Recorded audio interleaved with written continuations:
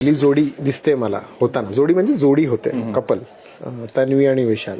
थोडं मी मगाशी भांडणामध्ये जरा बघत होतो आणि एक दोन त्याच्या भांडणानंतर पण मी एक दोन डायलॉग दोघांमध्ये ऐकले. मी बोललो ओके, कॅमेरा सेन्स. मॅम चावी पाहिजे का इथे? हो, आमची चावी तुमच्याकडेच आहे, तुमच्या नजरेमध्येच आहे, तुमच्या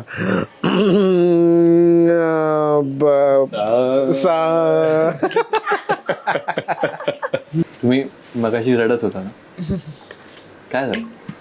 मी रोज 11 ते 12च्या दरम्यान आईला फोन करायचा असतो. मला आमचं सगळं संभाषण असतं रेग्युलरली. आज असं झाल्यानंतर जरा आईला फोन लावला होता. अय्या. मला ही गोष्ट कधी कळली नव्हती, बट 2015 मध्ये माझा ब्रेकअप झालेला ना, ते मला अजूनही आठवते. आई आणि पप्पांना हे माहीत नाही. रडलेलो तिकडे खूप तिच्यासमोर आणि घरी आलेलो. तर बेडरूममध्ये आईला गेलो आणि बोललो अरे आई जेवायला वगैरे दे. आणि मी फक्त असं आई जेवायला दे, आणि मी असं गेलो, एवढंच करून गेलो. आणि आई बोलली आई इकडे काय झालंय का? बोलो भाई, ते एकच क्षण आहे, त्याच्यानंतर माझ्याकडे नाहीच आहे अजून करून त्या क्षण. बट तो एक क्षण मला एवढा आठवतो ना की कसं भाई, कसं पावर आहे ती, full तरी power. पावर आहे यार. आता पण मी रिसेंटली मी आई बापांना दुबईला घेऊन गेलो. माझं असं होतं की ना, माझं हे स्वप्न आहे की प्रत्येक कंट्री संपून टाकायची त्यांची. तिथे ते बोलते आता बस इथे नको. So दुबईला मी गेलो, मी सगळं केलं. बुर्ज खलिफामध्ये रूम बुक केली त्यांच्यासाठी. वाव मी त्यांना मी आई बापांना सरप्राईज दिलं. मी बोललो की स्काय डाईव्ह करा. वाव. आता स्काय डाईव्ह पेक्षा मोठा एक्सपिरियन्स काय असतो आयुष्यात भाई?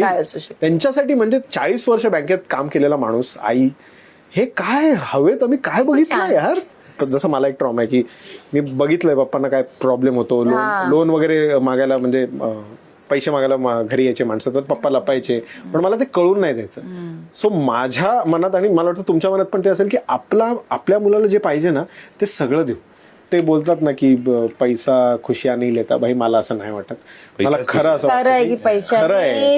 हो, माझ्या आई बाबा पण त्याच्यात खुश आहेत आता. सो ते Money can buy happiness. Money can buy happiness. You should know where to shop. Yes